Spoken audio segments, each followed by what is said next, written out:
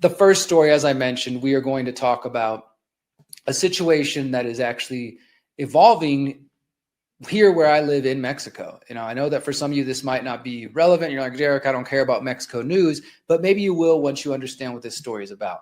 So first off, let me say this. In Mexico, in the Constitution, there is a clause that says for indigenous communities, or original communities as they call them, the communities that are still indigenous, because despite conquering from the Spanish and wars, civil wars, revolutions, etc., there still are lots of indigenous people in Mexico, and most of it is concentrated in the state of Chiapas, and as well as the state I'm in Michoacan, which is central Mexico.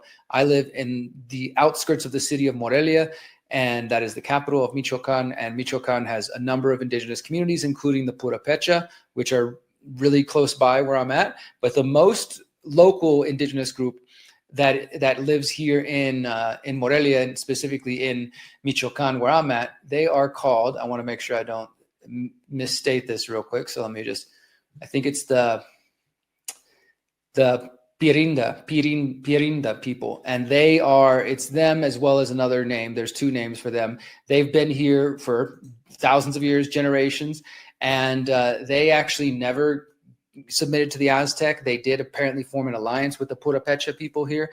And so a lot of the people living where I live like literally on the outskirts of town, headed towards my land, are still Pirinda people, or at least they're mixed of indigenous people and of Spanish or Mexican locals.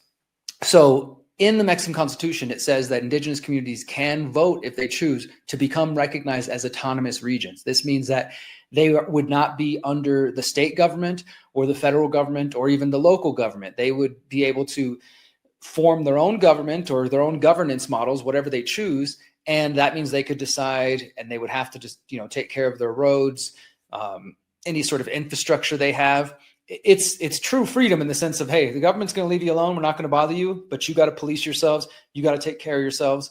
And that comes with a lot of responsibility. This is one thing I don't think so many people in the US and elsewhere, libertarian anarchists, really contemplate or think about. Something I've given a lot of thought to, that true freedom and true liberation, it takes a lot of effort. It takes a lot of work and time and energy. It's not just, okay, I'm free. Well, then now how do you protect yourself? How do you defend yourself? If you're not going to rely on or depend on the government or the cops, which many of us don't do that even as things are.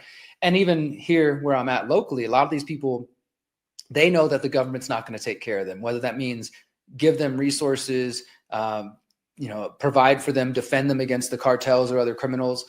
That is another complicated issue here in Mexico, is that when you say you want to be autonomous, well, that means you have to be willing to defend and police your community, whether that means against violent thugs from the government or violent thugs in the form of cartel. And of course, cartel and government are so interlocked that sometimes it's hard to tell the difference, right? But that's a reality that a lot of indigenous communities have faced. And so the Pirinda people over here in a town called San Miguel del Monte, they have decided that they wanted to vote on whether or not to become autonomous, become self-governing. And literally I could walk out my house right now and go on a bike ride and I'd be in San Miguel del Monte. So this is literally right here in my neighborhood. They've actually voted yesterday, Sunday, as I'm recording this. Let me go ahead and hit translate real quick so you guys can see this. It says, disinformation campaign denounced in San Miguel del Monte, 3 days of consultation by self-government. Translation is not perfect, obviously, but I'm going to show you a couple others. San Miguel del Monte, denuncio campaña de desinformación. This is all about disinformation. Apparently, the locals are saying that the government, the municipality of Morelia, so the big city in the state, have been spreading disinformation in the lead up to this vote, which, as I said, just took place yesterday, October 12th, telling people that if they vote yes to become self-governing, to shake off the shackles of the state and local and federal government and to take care of themselves, that there would be all kinds of chaos would take place. Like, in fact, we talked to some locals, some friends, and they said, well, they told us we won't be getting any government help or any resources. And this means even like paving the roads, because it's quite rural over here, like out on the mountain. And so there's dirt roads, but the government occasionally will come in and fix those roads or repair them. So people were being told, if you vote yes on this, you're going to be completely taking care of yourselves, which is true. And you're going to have to You're going to have to